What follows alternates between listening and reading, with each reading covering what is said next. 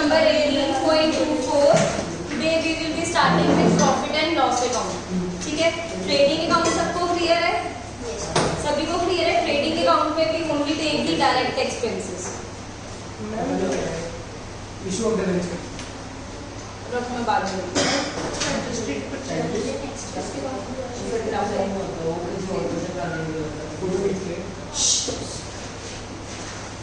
अब profit and loss account में we will be taking all the other expenses. जो भी एक्सपेंस देखो ट्रेडिंग अकाउंट में नहीं आएगा वो सब कहाँ पर आएंगे? अब प्रॉफिट एंड लॉस अकाउंट।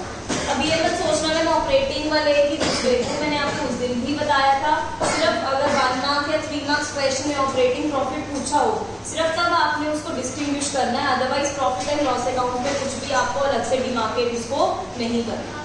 समझ में आई बात? उसको अलग अलग आपने नहीं करना, एक साथ शो करोगे। अजूनी फोन अब दिखना नहीं चाहिए मुझे, बुक नहीं है।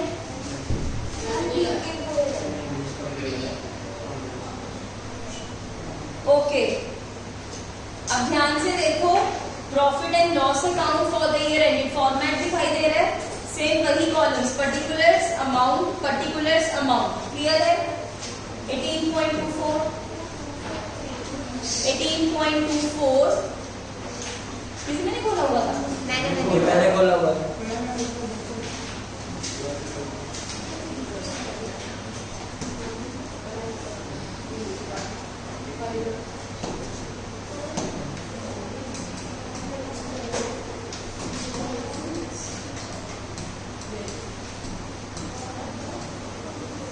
ओके, सबसे पहले you should know that profit and loss account is an extension of trading account only.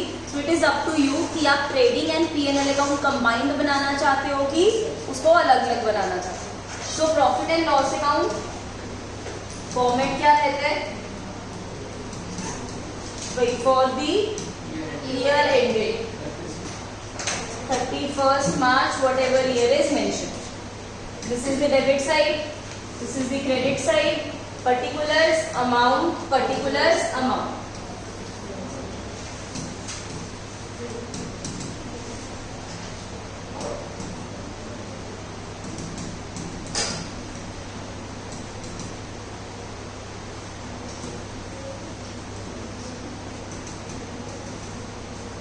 ठीक है? एंड आपका इस वीक में एक सरप्राइज टेस्ट है, but I won't tell you किस दिन। किस चीज का ये फाइनल अकाउंट्स रिपीट कर दो। किस दिन? इस वीक पर्ची कितने दिन है?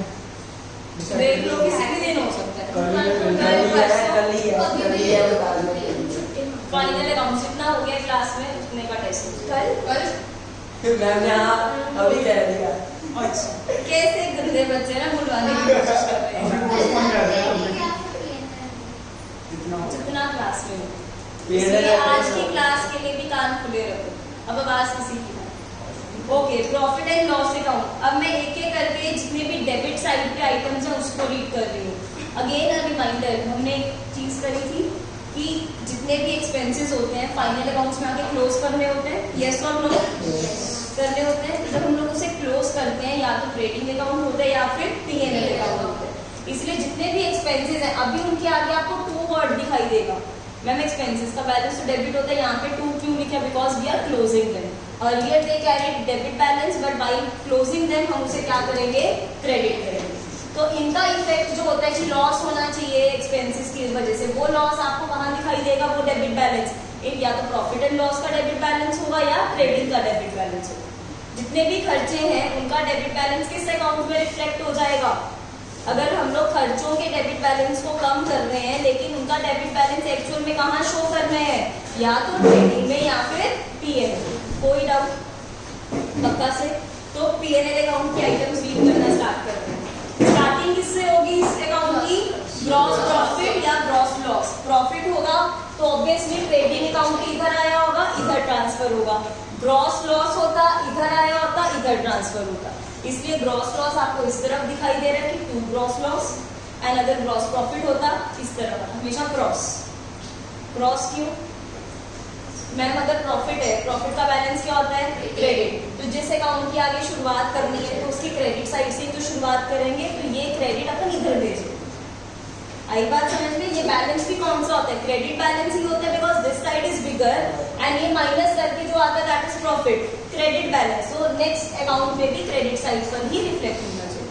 बट इन केस आपको डेबिट साइड का टोटल आपका बड़ा आ गया, ये छोटा आ गया, तो बैलेंस कौन सा आएगा? Debit balance. वो debit balance is gross loss and उसको आप कहाँ पे शो करोगे? Debit side of P&L। कोई डाउट? रिपीट करूं? प्रतिष्ठा लिखे रिपीट।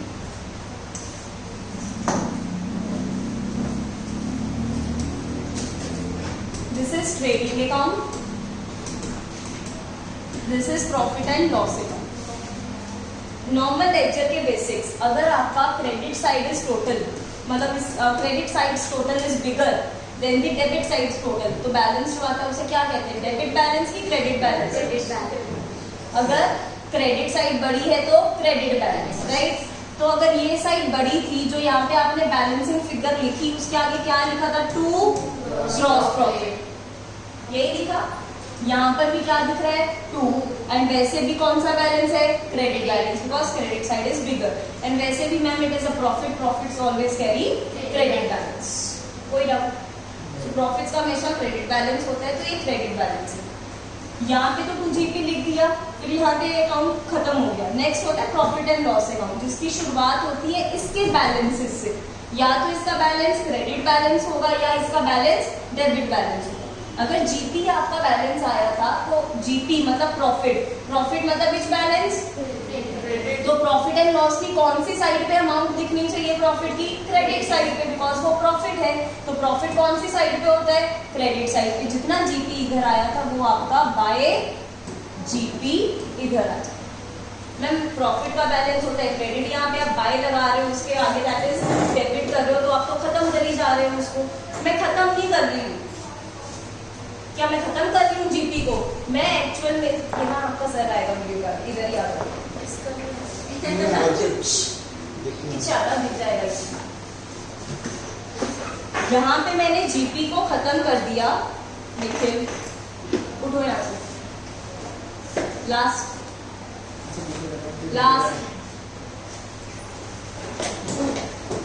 उदय इस बार आपकी नेक्स्ट टर्न, आप क्लास से बाहर जाओगे। रानी कोई मुंडी अब सीधी एकदम। यहाँ पे आपका ग्रॉस प्रॉफिट था, क्रेडिट बैलेंस था, अब आपने उसको क्लोज कर दिया है। अब क्लोज करना मतलब उसको खत्म करना। ग्रॉस प्रॉफिट का बैलेंस क्या था? क्रेडिट। खत्म करना मतलब डेबिट करना। मैं क्या कर रही हूँ? बाय मतलब डेबिट कर रही हूँ, लेकिन इसको मैं डेबिट करते इसका क्रेडिट फिर रिफ्लेक्ट कहाँ पे करने जा रही हूँ? Profit and loss account. इसको कर दिया खत्म डेबिट करके, बट एक्चुअल में प्रॉफिट का जो बैलेंस था, लेट से 1000 रुपीज प्रॉफिट थे। मैम ये तो हो गया, चलो 1000 प्रॉफिट्स को खत्म करना तो आपने डेबिट कर दिया, तो आपने बाय जीपी लिख दिया, बट ये 1000 प्रॉफिट्स थोड़ी खत्म हो गए, वो तो प्रॉफिट्स अभी भी है हमारे पास। वो कहाँ पर शो हो रहे हैं? Credit side of profit and loss account. GP in itself जो अकाउंट था वो खत्म हो गया, कोई नाम निशान नहीं रहा, लेकिन कहाँ रिफ्लेक्ट होने लगे अब वो? प्रॉफिट एंड लॉस अकाउंट में वो रिफ्लेक्ट हो गई। आई बात समझ में? यहाँ पर जीपी बैलेंसिंग फिगर आया था, इधर आना मतलब क्रेडिट बैलेंस था। तो जीपी लिखा है कि नहीं लिखा? प्रॉफिट क्यों आया? Because this side was bigger, this side means credit side. जब क्रेडिट साइड का total is bigger than the debit side का total, you get the credit balance. खत्म करोगे तो क्या कर दोगे? 2GP को बाय जीपी, लेकिन वो प्रॉफिट 1000 कहाँ रिफ्लेक्ट होंगे? क्रेडिट साइड पर ही, क्योंकि प्रॉफिट्स का बैलेंस क्रेडिट ही होता है, लेकिन वो हमने कहाँ पे ट्रांसफर कर दिए? Profit and loss account. तभी we are saying that profit and loss account is an extension of trading account, because we are transferring these profits to the P&L। तो ये P&L की क्रेडिट साइड पे show करते हैं। तो यहाँ पे ट्रेडिंग अकाउंट बंद हो जाता है, बंद, ऊपर ही बंद। मैम हम ऐसे कह सकते हैं कि जैसे मतलब जितना प्रॉफिट हो रहा है उतना ही क्रेडिट हो रहा है, जितनी बार प्रॉफिट हो रहा है उतनी बार ये P&L क्रेडिट हो रहा है। हाँ, जब आपका जीपी आएगा P&L को क्रेडिट में डालोगे ना, P&L का credit means you are showing more profits. ठीक है, अगर सपोज यहाँ पर आपका आता by gross loss, gross loss, loss मतलब डेबिट, मतलब ये तभी आता ना तो डेबिट साइड बड़ी होती, When debit side is bigger than the credit side, कौन सा बैलेंस आता है? डेबिट बैलेंस, इसलिए बाय एंड यहाँ पे ग्रॉस लॉस की अमाउंट। लेकिन जब इसे क्लोज करना है, ग्रॉस लॉस खत्म हो जाना चाहिए, मैं क्या लिखूंगी? To gross loss. लेकिन वो लॉस में एक्चुअल डेबिट बैलेंस रिफ्लेक्ट तो होना ही चाहिए। वो किसके डेबिट में रिफ्लेक्ट होगा? P&L के डेबिट में। तो ये इधर आ जाए, तो ऑलवेज क्रॉस। रट्टा नहीं है, लॉजिक समझ में आया? इसको क्लोज कर रहे हैं, बट इसका क्रेडिट इसके क्रेडिट में ट्रांसफर कर रहे हैं। अगर इसका डेबिट था तो इसके डेबिट में ट्रांसफर करें। That's it. समझ में आएगा? इसीलिए आपको जो P&L अकाउंट का फॉर्मेट दिखाई दे रहा है पेज 18.24 पे, उसमें फर्स्ट चीज लिखी है या तो टू ग्रॉस लॉस या bye GP, but asterisk mark है, सेम इन दोनों में से एक ही सिचुएशन होगी, या तो ग्रॉस लॉस फेस कर रहे होंगे या फिर ग्रॉस प्रॉफिट, दोनों में से कोई एक चीज। कोई डाउट? हाँ जी, कोई डाउट? ओके। डेबिट साइड सारे एक्सपेंसेस को खत्म करना है। पहला क्या आ गया? सैलरीज। क्या लिखा है? सबकी बुक सेम है ना? ये इतना बड़ा होता है? अरे फॉर्मेट है, सारे आ गए इसमें। सैलरीज दिखाई दे रहा है?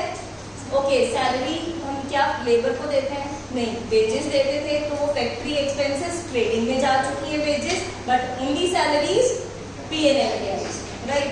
फिर उसके बाद टू रेंट। अगर लिखा होता फैक्ट्री रेंट, फिर ट्रेडिंग में ट्रेडिंग जाएगा। में चलेगा। सैलरीज जो है, क्या हम लेबर को देते हैं कि व्हाइट कॉलर जॉब को देते हैं? तो व्हाइट कॉलर जॉब है जितना भी आपका, see except for the factory expenses, बाकी सभी एक्सपेंसेस P&L में।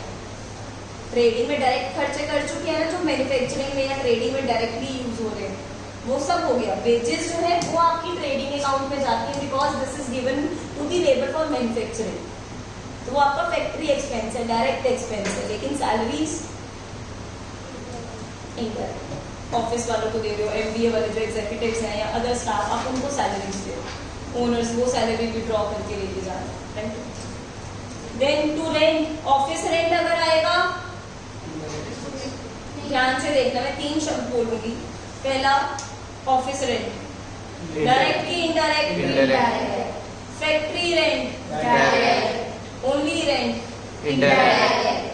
See when nothing is mentioned, rent को नॉर्मल ऑफिस एक्सपेंस वाला, जब तक वर्ड फैक्ट्री नहीं लिखा होगा आप नहीं एज्यूम करोगे फैक्ट्री। तो ये रेंट कौन सा होगा? अगर कुछ भी ना लिखा हो P&L में जाए। ये फॉर्मेट में याद रहेगा कि अकेला वर्ड रेंट लिखा हुआ था, इसको अंडरलाइन करो।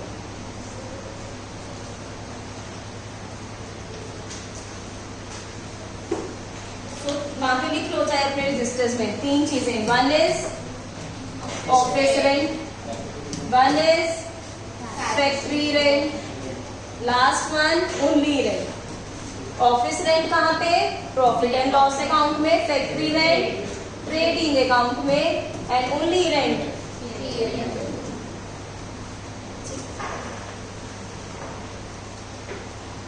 ओके। फिर उसके बाद है प्रिंटिंग एंड स्टेशनरी, ऑफिस का खर्चा, remember blue sheet second column में था, तो P&L। To postage and courier services, again आपका सेलिंग डिस्ट्रीब्यूशन है, कई बार ऑफिस एंड एडमिन का ही काम होता है, postage and all administration work भी रहते हैं, तो अगेन P&L। इंश्योरेंस एक्सपेंसेस, क्या वर्ड फैक्ट्री लिखा है तो हम मानेंगे भी नहीं फैक्ट्री है, तो नॉर्मल आपके इंश्योरेंस के खर्चे P&L। Business promotion expenses selling and distribution में आ जाएगा। रिपेयर्स, क्या फैक्ट्री रिपेयर लिखा है? अगर फैक्ट्री रिपेयर्स आएगा तो डायरेक्ट में, ओनली रिपेयर्स तो नॉर्मल इनडायरेक्ट खर्चा, ठीक है? या तो फैक्ट्री रिपेयर लिखा होगा या रिपेयर लिखा होगा, ठीक है? मशीन का होता है तो वो लिख देंगे फैक्ट्री रिपेयर है, बट अगर सिंपल रिपेयर्स लिखा है तो मतलब हो सकता है ना आपने लेट से प्रिंटर पड़ा उसकी रिपेयर करवाई, ठीक है? लेट से फर्नीचर पड़ा था थोड़ा रिपेयर करवाने वाला था, डोर क्लोजर डोर स्टॉपर खराब हो गया वो रिपेयर करवानी थी, फैन लाइट चल रहा नहीं चल रहा, नॉर्मल रिपेयर्स आ गई। फैक्ट्री का दिस हैज मतलब कोई no, it has no direct relation with the manufacturing of the good, इसलिए इसको इनडायरेक्ट में लिख देते हैं। डेप्रिसिएशन इनडायरेक्ट नहीं आएगा, क्योंकि खुद सोचो अगर डेप्रिसिएशन ही होगी क्या गुड्स नहीं बनेंगे? डेप्रिसिएशन तो सिर्फ अकाउंटिंग कॉन्सेप्ट है, depreciation is only an accounting concept. Concept, आपको इनकम टैक्स रिटर्न भरने के लिए you apply all these things. Otherwise कभी आप डेप्रिसिएशन ना लगी हो तो क्या गुड्स पे आप देखते हो कि ये डेप्रिसिएशन हो रही है इसलिए ऐसा कुछ, कभी आप इन रियल देख सकते हो उसको, किसी को पैसे देकर आते हो उस खर्चे के लिए? आप बड़ी मेरी कार भी देखी कि मैं कर दिया अलग, नॉन कैश एक्सपेंस, ठीक है, indirect. Interest, if let's say आपने कोई लोन लिया था, now you are paying interest on that, it's your expense, close करोगे तो टू इंटरेस्ट, ठीक है। बैंक चार्जेस, अगेन इनडायरेक्ट खर्चा है आपका। जनरल एक्सपेंसेस, अंडरलाइन जनरल, कई बार बच्चे कंफ्यूज हो जाते हैं, जनरल एक्सपेंसेस लिखा था तो ये फैक्ट्री वाले थे कि ऑफिस वाले थे? जनरल वर्ड लिख दिया ना तो मतलब फैक्ट्री वाले ये नहीं है, जनरल है, ओवरऑल से, तो ये इनडायरेक्ट है। हाँ जी, नहीं, कुछ ऐसे हैं जो फैक्ट्री वाले भी होते हैं, कुछ ऑफिस वाले भी होते हैं। अब जैसे वेजेस है, उसके आगे फैक्ट्री नहीं ना लिखा होगा, वेजेस तो वेजेस ही लिखेंगे, बट उसकी नेचर ही वही है कि वो डायरेक्ट एक्सपेंस है, फैक्ट्री में ही वो खर्चा होता है। जैसे वर्ड है पावर, एक है इलेक्ट्रिसिटी। पावर कहाँ पे यूज होती है? पावर मतलब इन ह्यूज अमाउंट, जो आपको बड़ी वोल्टेज, बड़े वॉट वाली इलेक्ट्रिसिटी की सप्लाई चाहिए, वर्सेस इलेक्ट्रिसिटी, दो वर्ड्स, वन इज पावर, दूसरा इलेक्ट्रिसिटी। फैक्ट्री में कौन सी यूज होगी? पावर, तो वहाँ पे फैक्ट्री पावर नहीं लिखा होगा, पावर की नेचर ही यही, आपको समझना पड़ेगा कि वो फैक्ट्री से रिलेटेड है, ठीक है। इलेक्ट्रिसिटी का जैसे नॉर्मल ऑफिस में जो लगा हुआ है इलेक्ट्रिसिटी जो चल रही है वो क्या है? इनडायरेक्ट, ठीक है। लेकिन जो जहाँ पे प्रॉपर मैन्युफैक्चरिंग चल रही है वहाँ पे जो पावर, जो वहाँ पे इलेक्ट्रिसिटी सप्लाई आ रही है, दैट इज पावर, वो फैक्ट्री वाला, ठीक है। ओके, जैसे नेक्स्ट टू इलेक्ट्रिसिटी एक्सपेंसेस, वही अगर फैक्ट्री लाइटिंग लिखा होता फिर डर, अगर फैक्ट्री लाइटिंग लिखा होता कि फैक्ट्री की लाइटनिंग के लिए जो यूज हो, एक तो पावर फ्यूल तो अलग अलग चीजें है ही है, लेकिन अगर फैक्ट्री लाइटनिंग भी लिखा होता तो वो उसमें आ जाता डायरेक्ट। आपको सारी ये जितने भी आप एग्जांपल्स करेंगे, अपन बैक एक्सरसाइज करेंगे, सब में ये सारी आइटम्स आएंगी। We will be attentive to loss by fire और थेफ्ट और डैमेज, ये आपका लॉस था, करा है ना आपने लॉस बाय फायर थेफ्ट की एंट्रीज। उस लॉस को रिमेंबर आप लोग पूछते थे कि मैम यहाँ पे पीएनएल में क्लोज किया हुआ है, कुछ स्कूल्स में मैम पीएनएल लिखवाई जा रहे हैं, बुक की इलस्ट्रेशन में भी इट वाज रिटन पीएनएल। एक जर्नल एंट्री करते हैं, 5000 का सामान था, लॉस बाय थेफ्ट, एंट्री क्या होगी? Loss by theft to purchases, 5000 का सामान, ओके। इंश्योर्ड है, फुली इंश्योर्ड, तो इंश्योरेंस कंपनी को आप क्या बना देते थे? अपना एसेट, और इस लॉस को खत्म कर देते थे। तो insurance company to loss by theft, पूरे फुली इंश्योर्ड थे, 5000 इधर डाला, 5000 इधर खत्म किया लॉस। बट जब क्लेम एक्सेप्ट करने की बात आई, उन्होंने एक्सेप्ट एंड जो पे किया है क्लेम, एक्चुअल में जो इंश्योरेंस क्लेम था एक्सेप्ट किया सिर्फ लेट्स से 3000, गुड्स 5000 के 5000 इंश्योर्ड थे, लेकिन क्लेम कितने का एक्सेप्ट हुआ? 3000 का। फिर आप क्या करोगे? पहले तो चलो पे भी कर दिया, मान लेते हैं पे कर दिया 3000 टू इंश्योरेंस कंपनी, आपने 5000 से डेबिट किया था, खत्म भी 5000 से करोगे, बैलेंस तो हुई नहीं। आपने देखो लॉस यहाँ पे 5000 का 5000 लॉस खत्म कर दिया था कि नहीं? बट इंश्योरेंस कंपनी बोली सिर्फ 3000 दूंगी, बाकी 2000 तो लॉस हो ही गया ना। तो मैं आपको यहाँ पे दो ऑप्शन देती थी, मैंने तो एक ही ऑप्शन दिया था खैर, कि यहाँ पे क्या लिखो, सिर्फ लॉस बाय 5, कि जो बच गया वो आप लॉस में, अब एक्चुअल में ये लॉस है, बिकॉज जितना क्रिएट किया उतना ही खत्म कर दिया था आपने। जब आपको पता चला जी गुड्स इंश्योर थे, लेकिन जब एक्सेप्टेंस हुई पता चला कि बाकी तो इंश्योर मतलब क्लेम ही नहीं मिला, बाकी का जो लॉस है आपने उसको लॉस बाय 5 में डाल दिया। बट सर्टेन टीचर्स ने उसको दे वर सेइंग कि भाई पीएनएल में डालना, वो that is not the first step, PNL में डालना is the last step, because closing थोड़ी कर रहे हो यहाँ पे। आई बात समझ में? जैसे यहाँ पे लॉस डाला, नाउ क्लोज दिस एंट्री, इसे क्लोज कैसे करोगे? सी, इसे क्या ये बैलेंस है अभी खत्म हो गया, बिकॉज डेबिट किया था, क्रेडिट किया, ये आपकी बुक्स में नहीं है, खत्म हो चुका है। बुक्स में क्या है? एक ये लॉस और एक bank, bank is your asset, कहाँ जाएगा? बैलेंस शीट में चला है। It has nothing to do with your trading account or P&L account. All the assets and liability will find place in their balance sheet in their respective columns. बची बात है अब किसकी? लॉस बाय फायर की. Loss by fire का balance कौन सा है? डेबिट. खत्म करेंगे क्रेडिट. क्या लिखेंगे? To loss by fire. कहाँ डेबिट शो कहाँ कर रहे हो? Profit and loss. ये होता है एक्चुअल में क्लोजिंग. अब देखो एंट्री जो लिखी हुई है, दिख रहा है आपको? Profit and loss account debit हो रहा है to loss by fire, theft, burglary, whatever. Ma'am जैसे इंश्योरेंस हमारी बुक्स में नहीं रिफ्लेक्ट होती, तो जो कैसे खत्म हो जाते हैं उनकी क्लोजिंग नहीं होती है वो नहीं, जिनका तो बैलेंस ऊपर ही खत्म हो गया, आया गया खत्म, उसका नहीं. बट यस, ये 5,000 आपको 3,000 मिला है कि नहीं मिला? पैसा तो आया ना, ये बैलेंस शीट में जरूर रिफ्लेक्ट हुए. कुछ भी तो फैक्ट्री में ही होंगे, कौन से कुछ होंगे स्टॉक कहते हैं ना, closing stock again in balance sheet. तो मतलब इनडायरेक्ट होगा कि ये इनडायरेक्ट होगा. क्या चीज? इनडायरेक्ट ही है. बट कुछ तो डायरेक्टली मतलब फैक्ट्री का नहीं होगा. ऐसे अगेन वही चीज, सब कुछ हो गुड्स के लिए ही रहा है. जो एमबीए वाला रखा है कि भाई वही आगे सेल प्रमोट करेगा. सेलिंग एंड डिस्ट्रीब्यूशन एक्सपेंसेस किसके लिए हो रही है? गुड्स के लिए. लॉस भी किसके ऊपर हुआ? गुड्स के लिए. ये परचेजेस कम करी कि नहीं करी? ये परचेजेस जो गुड्स चले गए, परचेजेस कम करी. Where to be find purchases? वहां पे कम होगा ना. जो हमारा विद एडजस्टमेंट वाला चैप्टर है ना, उसमें ये तीनों चीजों को आपने दिखाना है. ट्रेडिंग में, पीएनएल में, बैलेंस शीट में. ट्रेडिंग पे भी असर आएगा, बिकॉज क्या करोगे? परचेजेस को कम करोगे कि नहीं करोगे? करोगे ये, इसको भी कम. वो ट्रेडिंग में तब करेंगे. लेकिन अभी ये वाला समझ में, मैं सिर्फ ये समझाना चाह रही थी कि ये जो आपको दिख रहा है टू लॉस बाय फायर, कि अपन ये ऑलरेडी कर चुके हैं पहले जर्नल वाले केस में मैंने, लेकिन आपको सिर्फ यहाँ तक करवाया था. और मैं बोल देती थी अभी ये मत करो, समझ में नहीं आएगा, जब फाइनल अकाउंट्स करेंगे तब समझ में आएगा. अब आ रहा है समझ? वहां पे डेबिट है, अब क्या कर रहे हैं उसको? क्लोज. डेबिट को क्या करेंगे? क्रेडिट. एंड उसका डेबिट कहाँ शो कर दिया? प्रॉफिट एंड लॉस में. इसके लॉस में आ गया. ठीक है. Now next, to commission. अगर आपने किसी को कमीशन पे करी, एंट्री क्या होगी? Commission to cash. लेकिन अब क्लोज करोगे पीएनएल टू कमीशन. ठीक है. And one more thing, remember कुछ लेजर अकाउंट्स को क्लोज नहीं करते.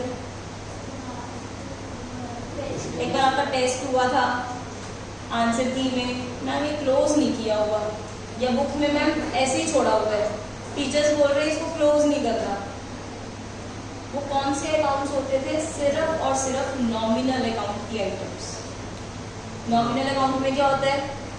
Expenses, losses, incomes and profits. क्यों नहीं क्लोज करते? कोई बैलेंस ही नहीं बचता. नहीं, वो तो पूरे साल एंड भी हो गया. क्यों इसके नहीं क्लोज कर रहे थे? क्योंकि तब तक आपने फाइनल अकाउंट्स नहीं किया. इसका ये आंसर. क्योंकि अगर उसको आप क्लोज करते, कहाँ पे करते?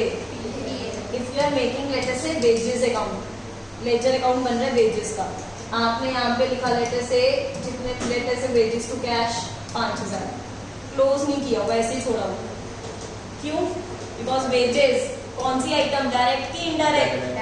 कहाँ पे जाता है ये? ट्रेडिंग में. ट्रेडिंग में क्या एंट्री डालते हो? इसको खत्म करोगे, वेजेस का बैलेंस अभी क्या है? डेबिट. खत्म करते टाइम क्रेडिट. कहाँ पे रिफ्लेक्ट हो जाएगा?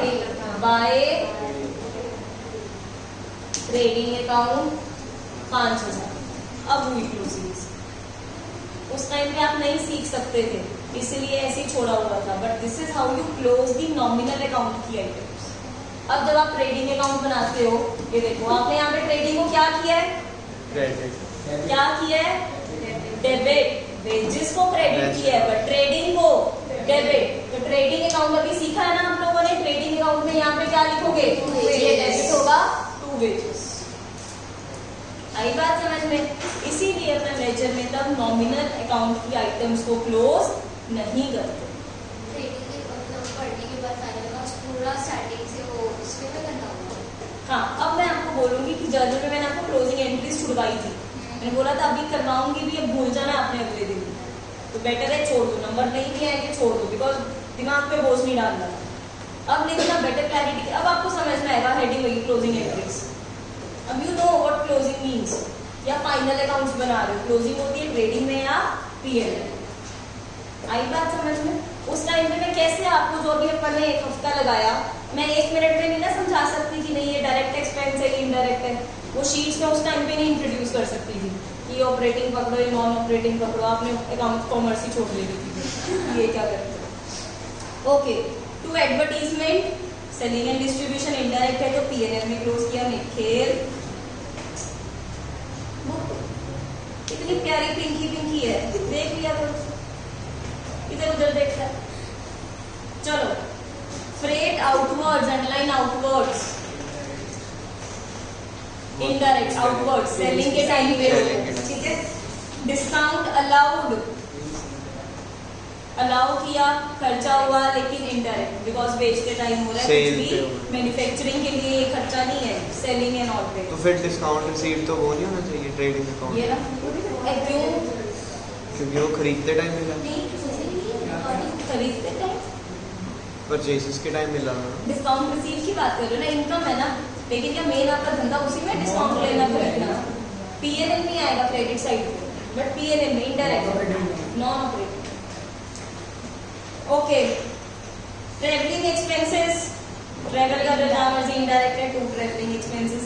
बैड डेट्स, लॉस था लेकिन खत्म काम करोगे, अपना P&L में, ट्रेडिंग में नहीं जाता बिकॉज इनडायरेक्ट खर्चा, राइट। देन उसके बाद ये सारा काम झाम डेबिट साइड पे लिख लिया। नाउ आ जाते हैं क्रेडिट साइड पे। क्रेडिट साइड पे किसको क्लोज करेंगे, कौन सी चीजों से प्रॉफिट बढ़ता है, इनकम से। जितनी भी इनकम अपार्ट फ्रॉम सेल्स जो बच गई है इनकम, सारी अब इस साइड पे आ जाएगी, क्रेडिट साइड पे। ओके, पहले शुरुआत किससे होगी, जीपी से, वो प्रॉफिट का क्रेडिट बैलेंस, तो P&L की क्रेडिट साइड पे वो आ जा सीधे। रेंट, तब उसके ब्रैकेट में क्या लिखा है, क्रेडिट, मतलब ये वो रेंट है जो आपको मिला है। जब मिलेगा तो आपके लिए इनकम है, इनकम है तो आपकी क्रेडिट साइड पे आ जाएगी, प्रॉफिट्स होंगे इससे तो P&L की credit side. Discount received, income है क्रेडिट साइड पे। Commission earned, income credit side, because book पे क्यों नहीं देख रहे हो। अगर मैं किसी का काम करता हूँ कमीशन से, तो मुझे भी काम क्या मिलेगा, मतलब अगर किसी का काम ही, मतलब एजेंट है अगर वो, कोई कमीशन नहीं है, मतलब अगर वो अपना एजेंट होता है ना, तो उसके ट्रेडिंग में क्या है कि बेसिकली उनके अकाउंट इसमें नहीं बनते, वो तो एंटरप्राइज ही नहीं है नहीं, होता है। नहीं लेकिन कोई ब्रोकर है अक्षर अगर, वाला नहीं है। मतलब सी, अब वो ना सर्विस सेक्टर में आ जाते हैं, उसकी अलग तरह से अकाउंटिंग होती है, ठीक है। सर्विस एज इन कि उनका मेन वो सैलरी, कई मतलब they are not doing their own business ना, ये बिजनेस एंटिटी के अकाउंट्स है, वही वो वहां पे सिर्फ सैलरी विड्रॉ करके लेके जाते हैं, ठीक है। इट इज लाइक जैसे EMCC, it is an LLP now, it's LLP। अब LLP में पहले क्या था, सोल प्रोप्राइटरशिप में मैं और EMCC हम एक थे, मेरी रिटर्न जानी हो या EMCC की जानी हो, एक ही बात थी। लेकिन अब क्या हो गया, मैं पार्टनर, इसमें मैं पार्टनर हूँ, मैं यहाँ से सैलरी भी ड्रॉ कर रही हूँ, I am drawing salary from EMCC, because remember business entity concept, business is different, owners are different, so मैं अब डिफरेंट हूँ EMCC से। EMCC की इनकम टैक्स रिटर्न अलग जाएगी, मेरी इनकम टैक्स रिटर्न अलग जाएगी, हम दोनों अलग हैं। बट फिर आपकी आपका जो प्रोफेशन है वो क्या शो होगा, मेरा प्रोफेशन की टीचिंग, नहीं आपकी जो अर्निंग है वो क्या शो होगी, EMCC से ही होगी। हाँ, मैं EMCC में, मैं यहाँ पे मतलब इसकी एम्प्लॉई हूँ, ठीक है। मैं यहाँ से, मुझे EMCC मुझे सैलरी दे, तो यहाँ से अलग जा रहा है, वहाँ से अलग जा रहा कहाँ से, है, मतलब EMCC का टैक्स अलग जा रहा है, हाँ, आप अपना इनकम टैक्स अलग। इनकम टैक्स में जो फर्स्ट वर्ड आप सीखोगे बीकॉम में जाके, इनकम टैक्स होता है किसके ऊपर लगता है, पर्सन इनकम टैक्स किसके ऊपर लगता है, पर्सन। ये पर्सन में 7 लोग होते हैं, वो लोग भी नहीं होते। EMCC edu is a person, Saloni Gupta is a person. Person की डेफिनेशन में बहुत सारे लोग आ जाते हैं, जिसमें एक एंटिटी जो एक आर्टिफिशियल पर्सन है ना, ये आर्टिफिशियल पर्सन इस पर्सन में, मैं एक इंडिविजुअल जीता जाता है इंसान, वो अलग पर्सन, लेकिन सब इसी पर्सन में। आ रही है बात समझ में। तो जो पर्सन में बहुत सारे 7-8 लोग आ जाते हैं, अब वो देखने में लग रहा है लोग तो दिख नहीं रहे कि लोग ऐसे ऐसे तो नहीं होते। इनकम टैक्स में पर्सन में आर्टिफिशियल एंटिटीज, कंपनीज, वो सब भी पर्सन की डेफिनेशन इंक्लूड है। I am an individual, person में first part is individual, Saloni Gupta is an individual. EMCC एक एंटिटी है, बिजनेस है, ये अलग है, ये भी पर्सन है, आर्टिफिशियल पर्सन। तो वो अलग से देगा इनकम टैक्स, मैं अपना अलग से दूँ, GST अलग जाएगा। तो इसका आपको भी बेनिफिट है जो आपने LLP रजिस्टर कराया है? मतलब इसका जो बेनिफिट है दैट इज, जैसे इसको we are registering as a startup, because आगे एडटेक में आगे वो सब करना है। तो एडटेक अगर आपको स्टार्टअप में किसी भी फॉर्म को रजिस्टर करवाना है, either it should be your LLP और अ कंपनी। बट कंपनी के कंप्लायंसेस और ज़्यादा वास्ट एंड खर्चे बहुत ज़्यादा होते हैं। जस्ट बिगिन विथ हमने LLPs को रजिस्टर किया, उसमें मतलब कंडीशन थी ये चीज़, बट वही कंप्लायंसेस बहुत ज़्यादा होते हैं इसमें, हद से ज़्यादा। बट एक स्टार्टअप बताया था ना, इंडिया फाइनेंस का काम ही यही है, तो कंप्लायंसेस करवा के देते हैं। ओके, हम काम पे थे, कमीशन, ठीक है। तो देन इंटरेस्ट रिसीव्ड, उधर इंटरेस्ट पे किया था तो डेबिट साइड पे डाला क्योंकि लॉस होएगा उससे। ये इंटरेस्ट रिसीव इनकम है, प्रॉफिट होगा तो क्रेडिट साइड पे डाल दिया। Then bad debts recovered, entry क्या होती है बैड डेट्स रिकवर की? Cash to bad debts recover, to bad debts recover जब खत्म करोगे, bad debts recover to profit and loss, तो वहां पे क्रेडिट साइड पे। Income from investment, income, profit, miscellaneous income, जैसे रद्दी बेची थी, old newspaper sold, miscellaneous income, sundry income, तो यहाँ पे क्रेडिट साइड पे उसको शो कर दिया। अब या तो दो एस्ट्रिक मार्क है, डेबिट साइड का लास्ट देखो नेट प्रॉफिट, या क्रेडिट साइड का लास्ट देखो नेट लॉस। ऑपरेशनल इनकम वाला जो वो था पूरा फॉर्मूला वो इसी में आता है। P&L अकाउंट को दो पार्ट्स में डिवाइड कर सकते हैं। पहला पार्ट होएगा ऑपरेटिंग प्रॉफिट, फिर उसमें से क्या करना, बाकी का नॉन ऑपरेटिंग इनकम ऐड करना, नॉन ऑपरेटिंग एक्सपेंसेस माइनस करना, लास्ट में नेट प्रॉफिट। इनमें इकट्ठे ही थे वो। और इकट्ठे ही करना है। वो सिर्फ मैंने बताया ना, सिर्फ 1 to 16 इलस्ट्रेशंस करने के लिए दिमाग में वो चीज़ रखनी थी, उसके बाद नहीं जरूरत। एंड मतलब कोई चांस भी नहीं इतना कि पूछेंगे ऑपरेटिंग वाला। कोई डाउट यहाँ तक? Okay, now we will start reading the, जितने भी ये आपके कितने आइटम्स हैं, 19 आइटम्स, ठीक है। एक एक एक्सपेंस को रीड करेंगे। ओके, वहीं से स्टार्ट करते हैं, सैलरीज, रीड आउट। नोट्स मिलेंगे आपको इस चैप्टर के, अभी के लिए आपको रीड करो। Salaries are paid for the services of the employees and are transferred to debit of P&L account, being indirect expenses. Underline P&L account, underline indirect expenses.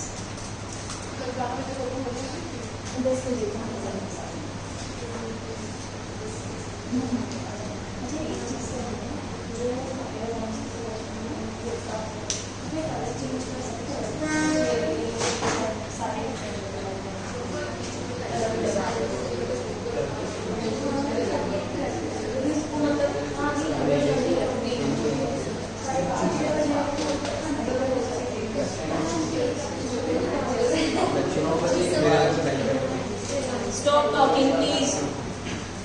Anshpreet, सीधे।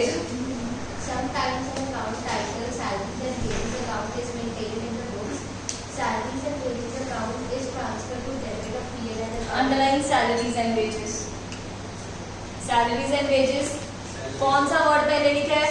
Salary. तो इम्पोर्टेंट कॉम्पोनेंट है salaries. कहाँ पर आएगा? P&L। Okay, next. Considering it to be an indirect expense. On the other hand, if the account contains wages and salaries account. Underline wages and salaries. अब पहले क्या लिखा है? Wages. वेजेस। तो अजूनी वेजेस को मानेंगे ज्यादा कि सैलरीज को? Wages. जागो, वेजेस को।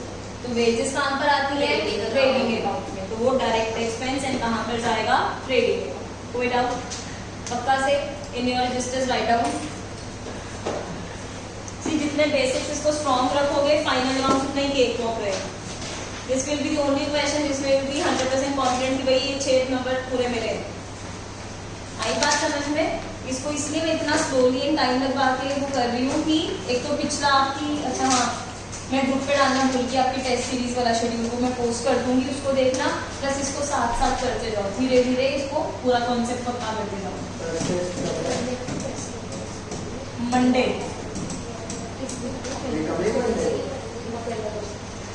Coming Monday. चलो इधर पहले इधर देखो प्लीज। सैलरी एंड वेजेस में अगर सैलरी एंड वेजेस लिखा है तो P&L, ये सब लिख लो रजिस्टर में। वेजेस एंड सैलरी लिखा है तो trading account, only wages trading account, only salaries P&L।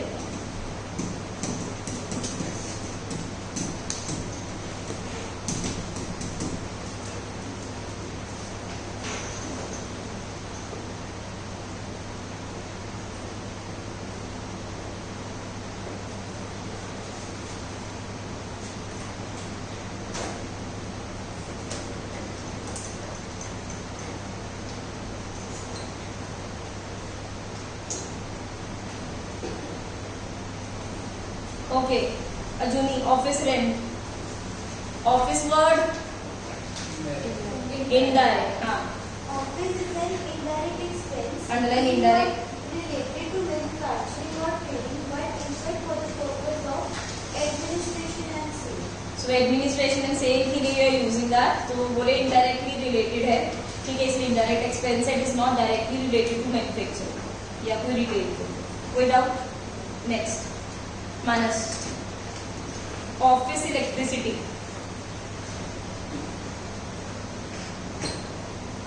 Office electricity expenses like office rent are not related to manufacturing or trading, but are incurred for administration. अनलाइन administration and sale, उसके लिए use हो रही है office electricity, so indirect expense.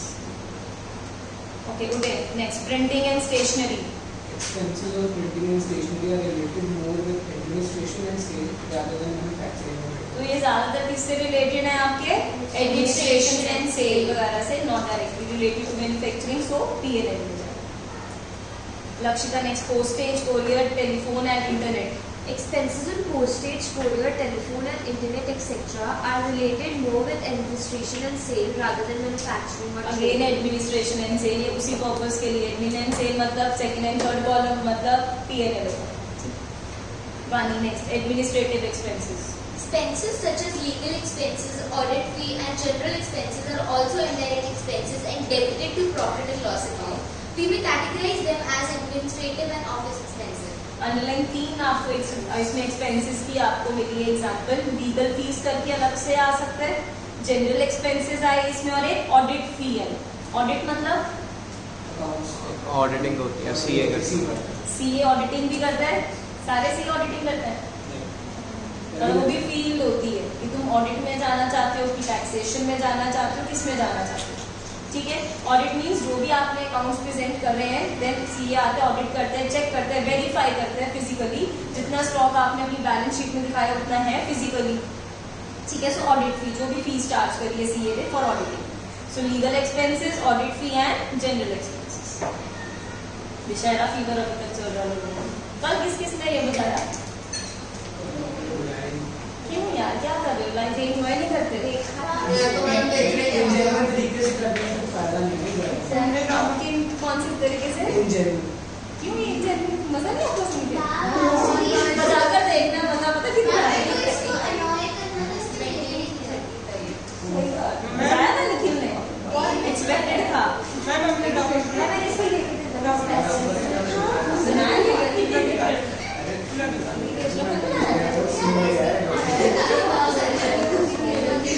सारे के अंदर रावण जा रहा है। चलो चलो चलो, चलो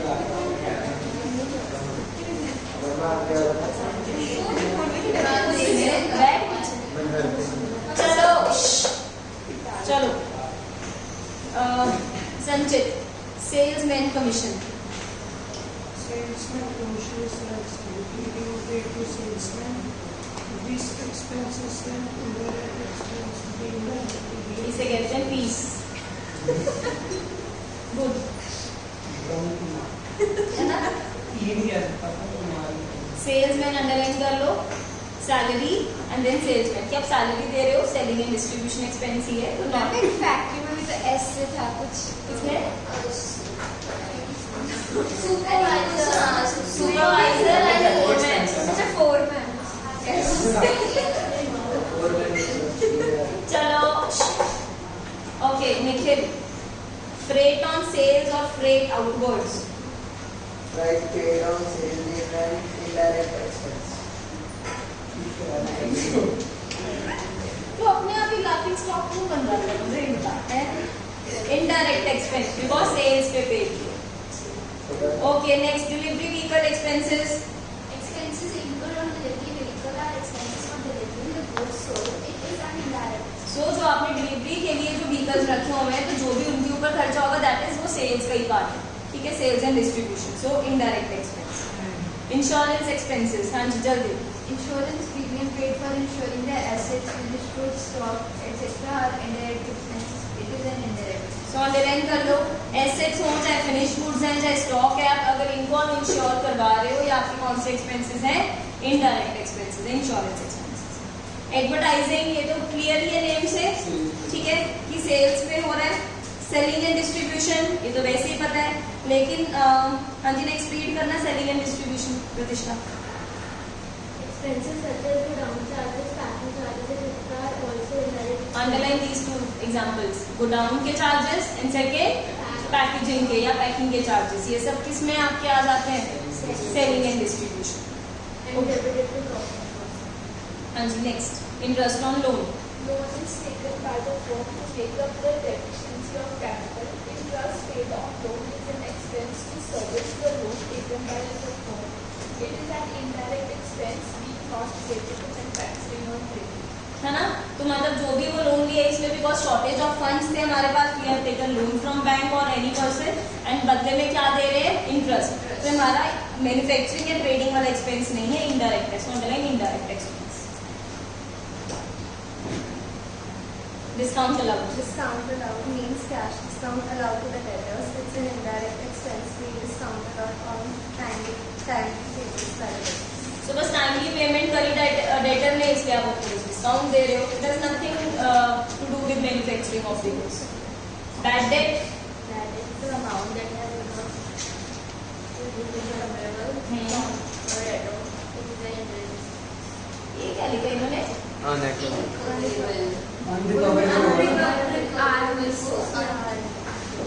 कहीं ये सही वर्ड तो ये तो क्या ये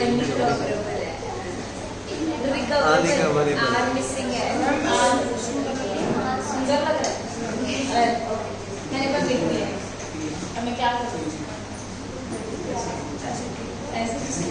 indirect expense okay next depreciation ये अपन कर चुके हैं ऑलरेडी मतलब बता रहे हैं we know what depreciation is आप सिर्फ इनडायरेक्ट एक्सपेंस को कर लो लॉस वाला भी कर लिया हमने इंश्योरेंस प्रीमियम अगेन ये भी इंश्योरेंस हो या insurance premium indirect expense miscellaneous sundry या फिर जनरल एक्सपेंसेस ठीक है ये वाला भी नॉर्मल है इसके अंदर कुछ वो नहीं है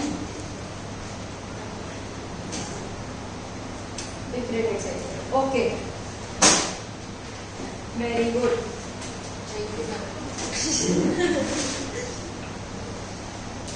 illustration 17 page 18.28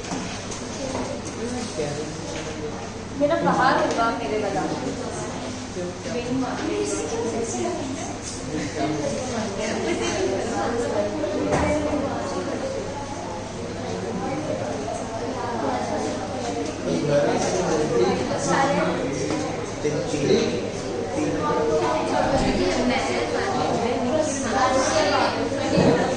stop talking illustration 17 का क्वेश्चन समझो पहले From the following trial balance of Gurman, ये गुरमान है कि गुरमान है भाई आप ही गुरमान बोल मैंने बोला था pass the closing entries underline closing entries कौन सी एंट्रीज पास करनी है closing and prepare trading account and profit and loss account तो सबसे पहले क्लोजिंग एंट्रीज का मतलब समझ में आया ना आपको ओके अब जैसे आपको सबसे पहले क्या दिखाई दे रहा है यहाँ पे कैपिटल एक चीज जरूर समझना क्लोजिंग एंट्रीज पास करी जाती है कौन से अकाउंट में टेल मी दो अकाउंट में मैम या तो उसको क्लोज ट्रेडिंग में करते हैं या फिर पीएनएल में या तो ट्रेडिंग अकाउंट में क्लोज होता है या फिर प्रॉफिट एंड लॉस अकाउंट में दैट मीन्स जो आइटम्स इन दोनों में नहीं आएंगी तो तीसरा कौन सी चीज बची balance sheet that means balance sheet पर आइटम्स के लिए क्लोजिंग एंट्री पास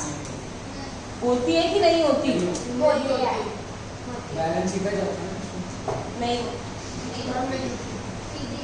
अभी करेंगे पूरा क्वेश्चन, बेटर क्लैरिटी आएगी, ठीक है। जैसे फर्स्ट आइटम देखो कैपिटल, देख रहे हैं बैलेंस शीट, कैपिटल क्या trading account, capital is what, it's a liability. भाई ओनर का पैसा है, ओनर एंड बिजनेस अलग अलग है, ओनर का पैसा इज अ बोझ, कैरिंग क्रेडिट बैलेंस। कैपिटल को अभी आप ऐसे क्लोज नहीं करो, कोई डाउट पक्का। अभी हमें देखना नीचे दिखाई दे रहा है वो कुछ और है, वो बताऊंगी क्या है। क्यों नहीं क्लोज किया, समझ नहीं आया क्यों नहीं क्लोज किया। क्लोजिंग होती है नॉमिनल अकाउंट की आइटम्स के लिए सिर्फ।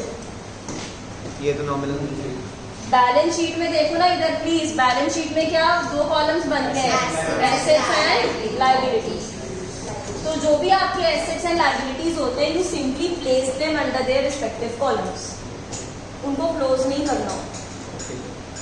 जैसे अभी हमने एंट्री करी थी ना लॉस बाय थेफ्ट वाली, उसमें क्या बचा था, बैंक में पैसे 3000 आ गए थे, बाकी सब क्लोज हो गया था कि नहीं, सिर्फ एक चीज बची थी क्लोज होने वाली, दैट इज लॉस। उसको कहाँ क्लोज कर दिया, पीएनएल में। क्या बच गया, बैंक को कहाँ डालेंगे, बैंक तो एसेट है, एसेट ना ही ट्रेडिंग में आता ना ही पीएनएल में आता है, सो बैंक सीधा सीधा कहाँ जाएगा, asset. Similarly capital is your liability, so उसकी क्लोजिंग एंट्री पास नहीं करते। ओके, फिर उसके बाद आ जाओ स्टॉक, ओपनिंग स्टॉक। मुझे ये बताओ अभी तक आपने कैसे किया है, जब भी आप क्लोजिंग अपना ये कर रहे थे, फाइनल अकाउंट्स, ट्रेडिंग अकाउंट बनाते थे, ट्रेडिंग अकाउंट में क्या लिख रहे थे, पहली चीज टू ओपनिंग स्टॉक। अब इसकी एंट्री भी मैम, ये भी तो एसेट होता है, ये एसेट था पिछले साल का जिसको हमने क्लोजिंग स्टॉक बनाया था, लेकिन ये इस साल का क्या है, पिछले साल का closing stock is this years opening stock. ये ओपनिंग स्टॉक को हमने क्या करना है, खत्म करना है, बिकॉज सिंपल एक चीज है, अगर मैं फर्नीचर वाली, ठीक है, कोई बिजनेस है फर्नीचर, ये सारा जितने भी चेयर्स थी ना पिछले साल की बच गई हुई, ये मैंने इस साल खरीदी, तो मैं क्या करती हूँ स्टार्टिंग में एडजस्टेड परचेजेस में क्या करती हूँ, ओपनिंग स्टॉक प्लस और जो मैंने खरीदा जितना भी, अब ये सब मेरा बेचने वाला सामान है। ऐसा करते हैं कि नहीं करते, तो मैं उसको ट्रेडिंग अकाउंट में जाके क्लोज कर देती हूँ। पिछले साल का उसका डेबिट बैलेंस था, लेकिन अब क्या करेंगे, खत्म करते टाइम क्रेडिट करेंगे, इसीलिए क्या लिख रहे हैं, टू ओपनिंग स्टॉक। एंड ऊपर क्या आ रहा है, उसका डेबिट कहाँ रिफ्लेक्ट हो रहा है, ट्रेडिंग अकाउंट। जितना भी माल है, माल मतलब गुड्स और परचेजेस, सब कुछ परचेजेस में ऐड करते जाओ। टोटल माल बन गया, ये भी बेच सकती हूँ, ये भी बेच सकती हूँ, पिछले साल का था, ये इस साल का था। ट्रेडिंग में डेबिट साइड पे क्या क्या लिखते हो, जितना भी सामान आ जाता है ना इधर आपका, तो आपकी ओपनिंग स्टॉक भी इधर ही आती है। सिंपली क्या एंट्री है, टू ओपनिंग स्टॉक, कहाँ पे, ट्रेडिंग। तो आप करते ही आ रहे हो जब से पिछले हफ्ते से, बस ट्रेडिंग टू ओपनिंग स्टॉक लिखो। कंपाउंड में बाद में लगाऊंगी, वो आपको इलस्ट्रेशन देख के समझ में आएगा, but 1 by 1 for opening stock the entry will be trading account debited to opening stock.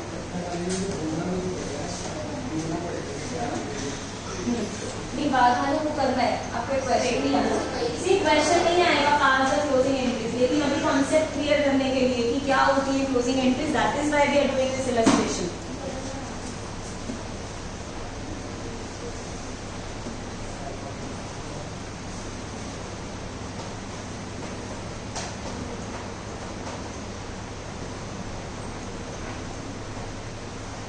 Done, third I, okay, second को टिक कर दो कि ये डन, मतलब ये डन हो चुकी है, हमने डाल दिया इसको। कैश एट बैंक मतलब bank balance, cash at bank means जो बैंक में पैसा पड़ा है, दैट मींस बैंक एसेट की लायबिलिटी की इनकम या कुछ पैसा, एसेट क्या एंट्री आएगी, नहीं आएगी, कहाँ जाएगा, बैलेंस शीट, ठीक है। कैश इन हैंड स्टॉक मतलब जो क्लोजिंग स्टॉक का लास्ट ईयर हमने डेबिट किया था, तो कैंसिल करने में क्रेडिट, बट यहाँ पे ट्रायल बैलेंस में डेबिट से बैलेंस तो वही होता है, आप सभी खर्चों का भी देख लो, नीचे देख लो परचेजेस का बैलेंस 15, लेकिन खत्म करोगे क्लोज करना है ना कि, तो ट्रायल बैलेंस कहाँ से बना है, लेजर से, ट्रायल बैलेंस को देख के क्लोजिंग करनी है। Cash in hand asset, no closing entry balance sheet. Machinery asset, no closing entry, कहाँ जाएगा, बैलेंस शीट। तभी तो अगर आपको याद हो मशीनरी का लेजर अकाउंट क्लोज हो जाता है। मशीनरी का आप लेजर क्लोज करते हो कि नहीं करते, ब्रॉड डाउन कैरी डाउन करते हो ना, तो जब आप लिखते हो क्लोजिंग करते टाइम टू कैरी डाउन, वो कहाँ पे अल्टीमेटली रिफ्लेक्ट होता है, बैलेंस शीट। बट जितने भी नॉमिनल अकाउंट की आइटम्स होती हैं you never close them, although we close them in the beginning, but आज मैं खुद बोल रही हूँ उसको क्लोज लास्ट में आके करते हैं थ्रू ट्रेडिंग और ट्रेडिंग एंड दी P&L। कोई डाउट? तो मशीनरी की एंट्री आएगी नहीं आएगी, क्लोजिंग एंट्री नहीं आएगी। ओके, अब नेक्स्ट आ जाओ फर्नीचर एंड फिटिंग्स एसेट्स, कहाँ पे जाएगा, balance sheet. Purchases trading account, कैसे, ट्रेडिंग डायरेक्ट एक्सपेंस। क्लोज कैसे करोगे, परचेजेस का बैलेंस देखो क्या है, ना भी देखो पता है परचेजेस का बैलेंस डेबिट हो गया, खत्म करते टाइम क्रेडिट, कौन से अकाउंट में, trading account, because it has everything to do with manufacturing and the retail, इसीलिए ट्रेडिंग टू परचेज। अगर इसमें परचेज रिटर्न्स भी दिया होता, परचेज रिटर्न्स भी दिया होता, तो एक ही बार नेट परचेज इकट्ठी डाल सकते। हाँ कर सकते, अगर कर भी दोगे तो नेट परचेज रिटर्न इधर आ जाएगा, टू ट्रेडिंग आ जाएगा, इफेक्ट तो वही है। Right, please pass this entry, trading to purchases. अभी ये देखो किया था ना, परचेजेस लिखते हैं ना, इधर एंट्री क्या होती है, trading account debited to purchases. किसके नीचे जो एंट्री डाली है उसके नीचे लिखना है, नहीं अभी कंपाउंड मत करो उसे, अभी एक एक सीट रो अलग अलग, परचेजेस की डाल रहे हैं ना, इन सब की नहीं डाल रहे बिकॉज ये एसेट्स है, ये एक्सपेंस है, एक्सपेंस को क्लोज करो ट्रेडिंग में बिकॉज डायरेक्ट खर्चा है।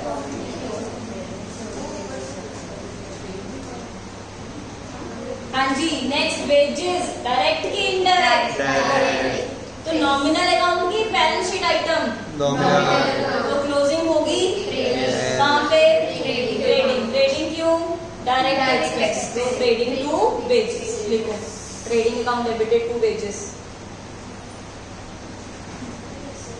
Trading account debited to wages account.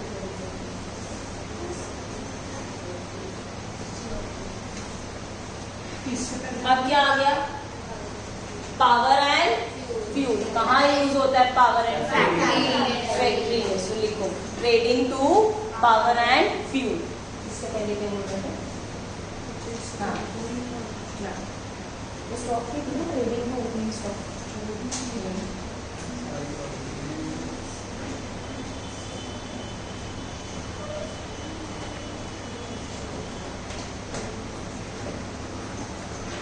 Factory lighting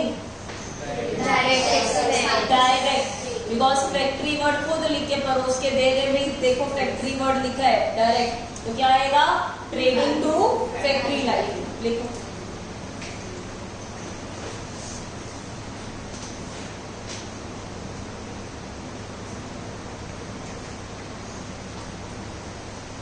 salaries, okay, अब अदरवाइज बैलेंस क्या होता है सैलरीज का, डेबिट, डेबिट खत्म करते टाइम क्रेडिट, तो लिखो to salaries,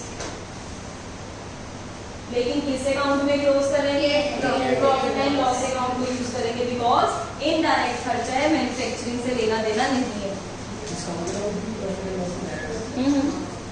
next item, discount allowed, allow किया है, नुकसान है कि प्रॉफिट है, नुकसान मतलब डेबिट बैलेंस, लेकिन जब खत्म करोगे क्रेडिट, सो लिखो टू डिस्काउंट अलाउड, किस अकाउंट के थ्रू, P&L। अभी ऊपर हमने देखा था ना दोनों तरह के discount in P&L, so P&L to discount allowed.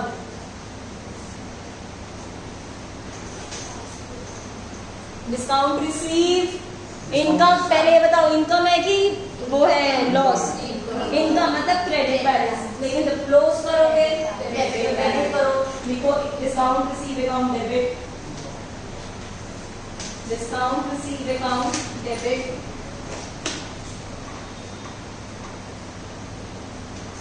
किस अकाउंट में क्लोज करेंगे, ट्रेडिंग की P&L, P&L, so to P&L, मतलब वो प्रॉफिट रिफ्लेक्ट होने लग गया ना, P&L बढ़ गया। एडवर्टाइजिंग, अदरवाइज कह रहे डेबिट बैलेंस क्लोज करते time credit, so P&L to advertising. General expenses, अब चाहे कंपाउंड डाल दो अगर समझ में आ गया तो इसी के नीचे लिख लो टू जनरल एक्सपेंसेस। अभी P&L में आपने लिखा ना टू एडवर्टाइजिंग, उसी के नीचे टू जनरल एक्सपेंसेस। चला दे एडवर्टाइजिंग क्या, अरे ये थोड़ा सिर्फ एडवर्टाइजिंग खर्चा है ना, लेकिन जब क्लोज करोगे तो क्रेडिट कर दोगे, खर्चे का बैलेंस होगा डेबिट, क्लोज करोगे तो क्रेडिट। किससे काउंट में करना है, शेयर फैक्ट्री का खर्चा नहीं ना, से सेलिंग डिस्ट्रीब्यूशन वाला व्यू शीट के सेकंड एंड थर्ड कॉलम में आता है आया समझ। P&L को डेबिट करना है। जनरल एक्सपेंसेस वो भी हमारा इनडायरेक्ट खर्चा अगेन P&L को इनडायरेक्ट खर्चा खत्म करना है।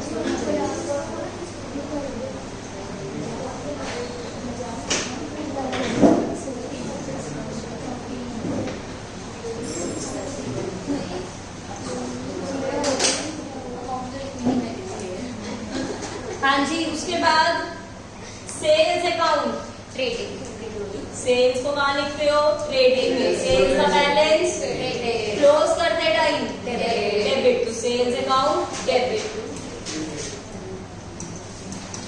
क्लोज कर रहे हैं, क्लोज में ऑपोजिट बैलेंस, सेल्स का बैलेंस होता है क्रेडिट, क्लोज करोगे डेबिट, किस अकाउंट में, ट्रेडिंग। रिमेंबर यहाँ पे ट्रेडिंग में क्या लिखते हैं इधर आके, by sales to trading account. Sundry debtors ऐसे पैसा मिलना है, नहीं आएंगे। सन्ड्री क्रेडिटर्स एंट्रीज डालनी आई। अच्छा, अब जो एंट्रीज डालनी है प्लीज सबसे पहले आपको पता है ट्रेडिंग अलग होता है, P&L अलग होता है। पूरी एंट्रीज में जहां जहां पे ट्रेडिंग देखो डेबिट हो रहा है उसको एक तरफ लिखो एज रफ वर्क, जहां जहां ट्रेडिंग क्रेडिट हो रहा है उसका अलग लिखो as a rough work. Rough work में लिखो ट्रेडिंग अकाउंट, लिखो डेबिट, लिखो क्रेडिट। जितनी बार आपने ट्रेडिंग को प्रतिष्ठा आप बोल रहे हो, मैंने भी देखा।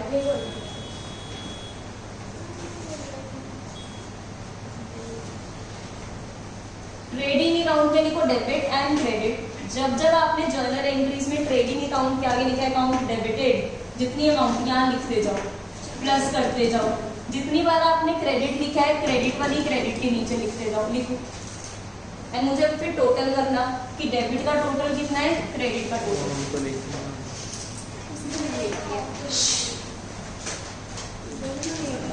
अभी दो जर्नल एंट्रीज पास करी हैं, जहां जहां पर ट्रेडिंग अकाउंट यूज हुआ है प्लीज जहां पे आपने ट्रेडिंग को डेबिट किया है रफ वर्क में डेबिट साइड लिखो। अकाउंट नहीं बनाना, अकाउंट नहीं बनाना, रफ वर्क में सिर्फ इस तरह से लिखो ट्रेडिंग अकाउंट, डेबिट वाली कौन कौन सी आइटम्स मतलब अमाउंट्स लिखनी है बस, मत बनाओ ना, टाइम वेस्ट है वो।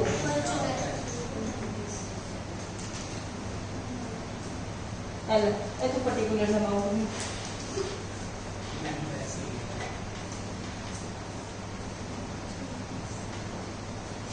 क्योंकि डायरेक्टली अब मैं आपको जर्नल एंट्रीज से कैसे आपने जीपी निकालना है वो बताना चाह रही हूँ। ट्रेडिंग की डेबिट साइड पे कौन कौन सी अमाउंट्स आई हैं? 10 लाख, 15 लाख, 10 लाख, 3 लाख और 20 लाख। यही आई है, दोबारा रिपीट कर दो लक्षिता। 10 लाख, 15 लाख, 10 लाख, 3 लाख 20,000। यही आया है। टोटल कितना है डेबिट साइड का? 38 लाख 20,000। 38 लाख 20,000। क्रेडिट साइड का टोटल ओपनिंग स्टॉक भी आएगा। क्रेडिट की 5270 है।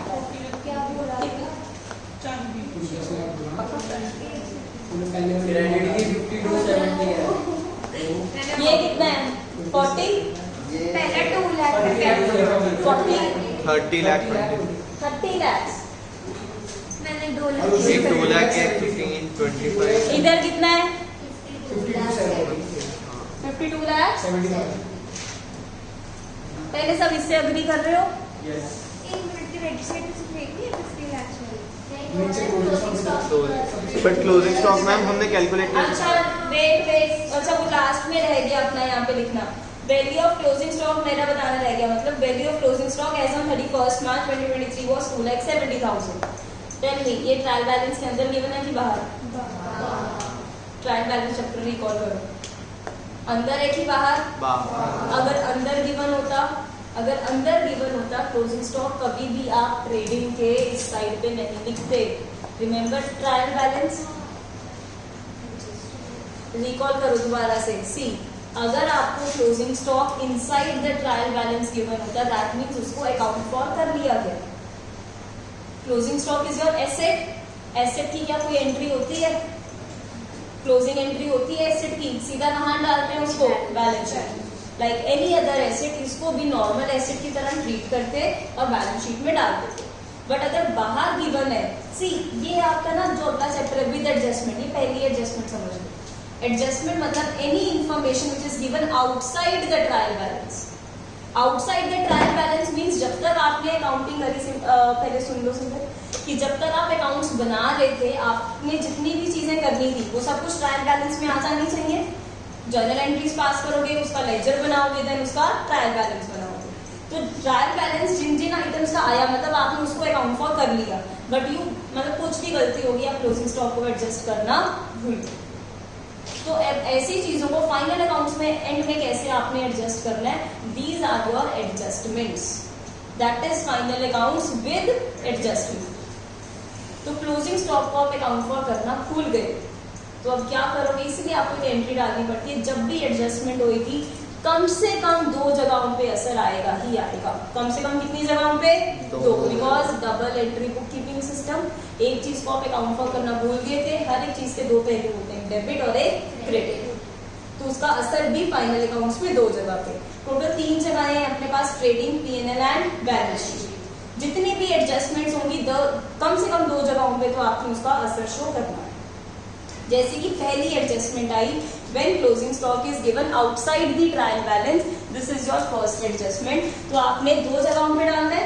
तो पहला तो आप क्या करते हो, ट्रेडिंग अकाउंट के इस साइड पे लिखते हो।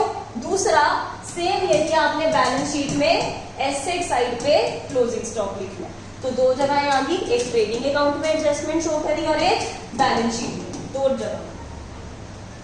What is the entry for this? Closing stock को एडजस्ट करने की एंट्री, closing stock account debited to trading account. तभी तो ट्रेडिंग अकाउंट किस साइड पे लिखते हो? क्रेडिट साइड पे, मतलब ये क्रेडिट होगा एंड यहाँ पे बाय क्लोजिंग स्टॉक मतलब डेबिट होगा। अब ये क्योंकि डेबिट हो रहा है, डेबिट बैलेंस मतलब स्टॉक का डेबिट बैलेंस होना मतलब एसेट होना।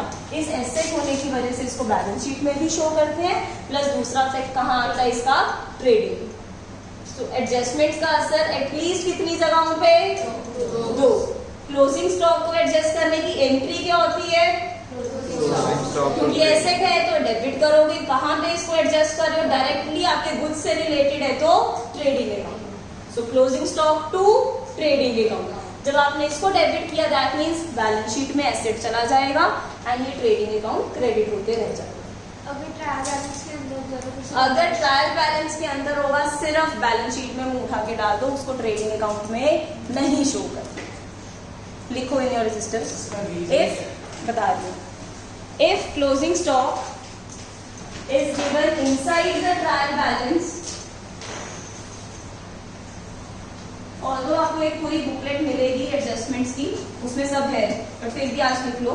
If closing stock is given inside the trial balance, it is transferred to balance sheet on asset side. It is transferred to balance sheet on asset side. बस that is I dot E dot. That is, it is never ever shown in the trading account. It is never ever या फिर it is not shown in the trading account. Okay, अब इसका मतलब क्या है? अगर closing stock को trial balance में दिखाया जा रहा है दैट मीन्स हमने उसकी अकाउंटिंग करी है। तो स्टॉक क्या होता है? वो गुड्स जो नहीं बिके, जो बच गए, because those goods as stock. जो बच गया वो सिर्फ एसेट है। अगर मैं शिनरी आपको ट्रायल बैलेंस पे दिखती कहाँ लेकर जाते हो? बैलेंस शीट में। क्या एंट्री डाली आपने मशीनरी की? फर्नीचर एंड फिटिंग्स आया, क्या एंट्री डाली उसकी? नहीं। सिमिलरली अगर आपको क्लोजिंग स्टॉक में इनसाइड द ट्रायल बैलेंस दिखाई देगा, दैट मींस सब कुछ अकाउंट फॉर कर लिया गया। क्लोजिंग स्टॉक अगर होता ना तो ओपनिंग स्टॉक में कुछ नहीं दिखाई दे रहा होता, सब कुछ एडजस्ट करके दिया होता आपको, ठीक है। अगर इनसाइड द ट्रायल बैलेंस है दैट मींस इसको भी आप बाकी अदर एसेट्स नॉर्मली ट्रीट करते, सिर्फ और सिर्फ कहाँ लेकर जाते इसे? Balance sheet. अभी outside the trial balance given है दैट मींस इसकी एडजस्टमेंट नहीं करेंगे। ट्रेडिंग अकाउंट बिना इसके सही नहीं बने, इसीलिए बाय क्लोजिंग स्टॉक करना ही पड़ेगा। इसलिए आपने एंट्री डाली क्लोजिंग स्टॉक टू ट्रेडिंग, ठीक है। अब दूसरा पॉइंट नाउ मैं आपको बताऊंगी जहाँ पे भी ट्रायल बैलेंस में बेसिकली क्वेश्चन होता है, जिसमें क्लोजिंग स्टॉक, जिसमें रीड्राफ्ट नहीं करना होता, उसमें अपन ये किया कि इंक्लूड करेंगे कि नहीं करेंगे, शो करेंगे कि नहीं। ओके, अब देखो if closing stock is shown outside the trial balance, if closing stock is shown outside the trial balance,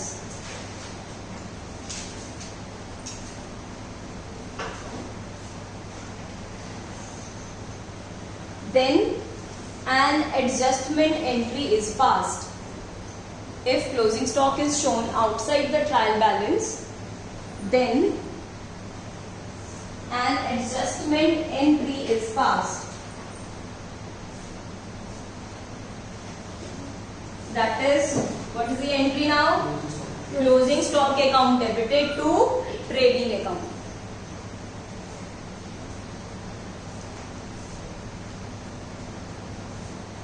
ये जब बाहर नहीं होता तो भी ये कैसे एक्ट करता है? जैसे अंदर तो एसेट की तरह एक्ट करता है, बाहर है एसेट ही, लेकिन इसकी एंट्री नहीं डली थी शुरुआत से, अकाउंटिंग ही नहीं हुई, इसीलिए ये एंट्री लिखी। इसके बाद 2 एरोज डाल दो ये एंट्री लिखने के बाद कि इसका इम्पैक्ट क्या है। एंट्री लिखी है ना, एंट्री के बाद ऐसे फ्लो चार्ट के जैसे 2 एरोज।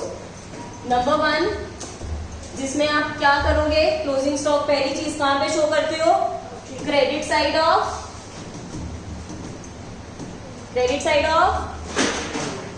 अकाउंट, एक तो यहाँ पे शो करोगे, दूसरा एसेट साइड ऑफ बैलेंस।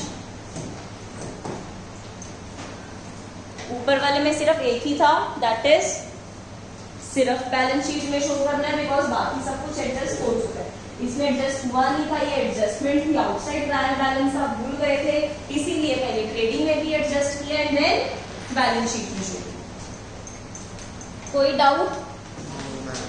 अच्छा, ये कर रहे थे, ये इतना आ गया, व्हाट्स द डिफरेंस? अब उसको ठीक कर लोगे। क्लोजिंग स्टॉक में भी आपने जब उसको क्लोज किया तो आप ट्रेडिंग की क्रेडिट साइड में एक और आइटम लिख लेना क्लोजिंग स्टॉक की, बिकॉज एडजस्टमेंट गिवन आपको। तो जब आपने इधर प्लस करा, इधर प्लस किया, ये साइड बड़ी आ रही है, आपने अकाउंट भी नहीं बनाया, लेकिन जर्नल एंट्रीज के थ्रू ही आपने जीपी निकालना है। ये साइड बड़ी, ये छोटी। क्रेडिट बैलेंस की डेबिट बैलेंस? क्रेडिट मतलब प्रॉफिट की लॉस। ट्रेडिंग में प्रॉफिट कौन सा? जीपी की net profit? GP that is gross profit. तो जितना भी डिफरेंस है, कितना डिफरेंस है? 22 lakh. This is your gross profit. आया समझ? एक बार बोर्ड पे देखो प्लीज। इस ग्रॉस प्रॉफिट को कहाँ पे ट्रांसफर करना होता है? Profit and loss. Profit and loss में अगर आप प्रॉफिट डालने जा रहे हो उसमें, तो वो डेबिट होगा कि क्रेडिट? बिकॉज प्रॉफिट का बैलेंस क्रेडिट। पीएनएल में आप और प्रॉफिट डाल दोगे वो और क्रेडिट हो जाएगा, बढ़ जाएगा। तो to profit and loss, because profit डाल रहे हो आप उसमें। कितना? 22,50,000। लेकिन डाल किसको रहे हो? जीपी को। जिसको डाल दिया मतलब वो खत्म हो गया, बिकॉज वो काम ट्रांसफर हो गया पीएनएल में। जीपी का बैलेंस क्या था? क्रेडिट। लेकिन जब खत्म करोगे डेबिट, तो यहाँ पे ये एंट्री आएगी। तो अपनी जर्नल एंट्रीज डालनी है, प्लीज पास दिस एंट्री।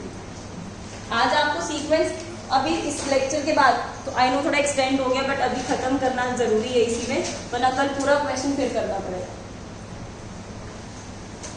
तो ऊपर तो अपने मुंह उठा के सारी एंट्रीज डाल दी थी, नेट प्रॉफिट वो पीएनएल वाली के बीच में डालते रहे। अदरवाइज प्रॉपर सीक्वेंस होता है कि आप ट्रेडिंग अकाउंट की सारी एंट्रीज डाल लो, फिर फाइनल जो भी आप रफ साइड पे करके देख लो, debit balance, credit balance, GP होगा उसको ट्रांसफर करो, ग्रॉस लॉस अगर होता तो ग्रॉस लॉस को भी आप ट्रांसफर कर देते। कोई डाउट? ओके, अब पीएनएल जहां जहां पर आया उसका प्रॉफिट, उसका डेबिट एंड क्रेडिट करो। जहां जहां पर अब पीएनएल भी कंप्लीट हो चुका है ना, जहां जहां पे पीएनएल का डेबिट है उसको एक कॉलम में लिख लो, जहां जहां उसका क्रेडिट है उसको एक कॉलम में लिख लो। बस 5 मिनट और या 2 मिनट, मैंने लास्ट बैलेंस बताना है, 2 मिनट ही है, जल्दी से बस आप लोग टोटल करो। पीएनएल का डेबिट एक तरफ, क्रेडिट एक तरफ।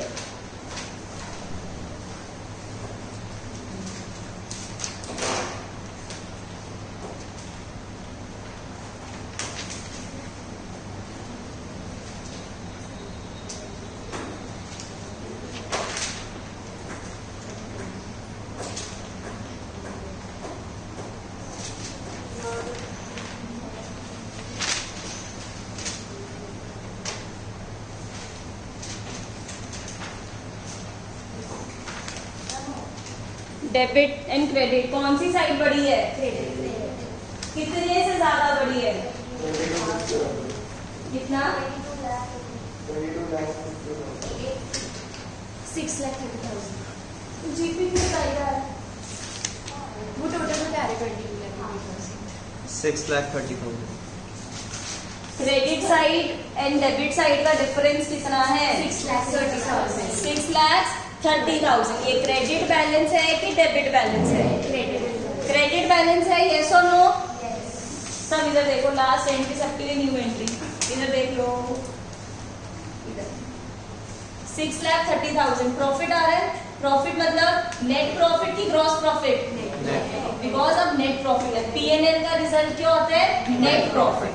नेट प्रॉफिट 6,30,000, क्रेडिट बैलेंस होता है 6,30,000। अब ध्यान से सुनो, ट्रेडिंग को तो क्लोज कर दिया कि मैम ने वहां पे लिख दिया 2GP, ट्रांसफर ब्रैकेट में लिखा transfer to PNL account, PNL में ट्रांसफर भी कर दिया।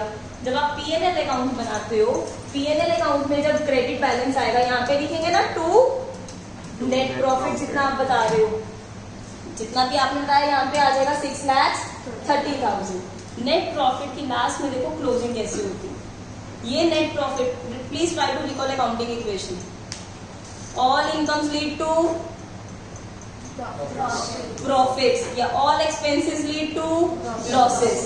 If all expenses lead to losses, losses lead to reduction in capital. All incomes lead to profits and profits lead to increase in capital. Profit, अगर profit हो गया है बाकी जो कैपिटल है वो बढ़ जाएगी, बिकॉज प्रॉफिट किसका है? ओनर का। ओनर के लिए दो ही वर्ड्स यूज होते हैं, या कैपिटल या ड्रॉइंग्स। तो मुझे ये बताओ, जब प्रॉफिट होगा तो उसकी कैपिटल बढ़ेगी कि कम होएगी? बढ़ेगी, बिकॉज ये प्रॉफिट पे हक किसका है? ओनर का। उसका सारा पैसा is known by the name of capital.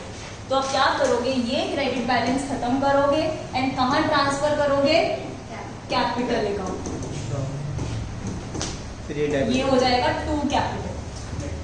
Net profit का जो क्रेडिट का खत्म करके क्या कर दोगे? डेबिट। यहाँ पे क्या हो जाएगा? Net profit. नेट प्रॉफिट खत्म हुआ और you can simply write profit and loss account, because net profit account भी ना बना रहे। अकाउंट कौन सा बना रहे हैं? पीएनएल। पीएनएल का एक क्रेडिट बैलेंस था जिसको क्या कहते हैं? Net profit. तो चाहे नेट प्रॉफिट लिखो, चाहे you can write profit and loss account, because इसका जो डेबिट क्रेडिट बैलेंस था 630 खत्म कर रहे हो तो उसको डेबिट कर रहे हो, ट्रांसफर कहाँ कर रहे हो? Capital account. राइट बात समझ लो, this will be your last.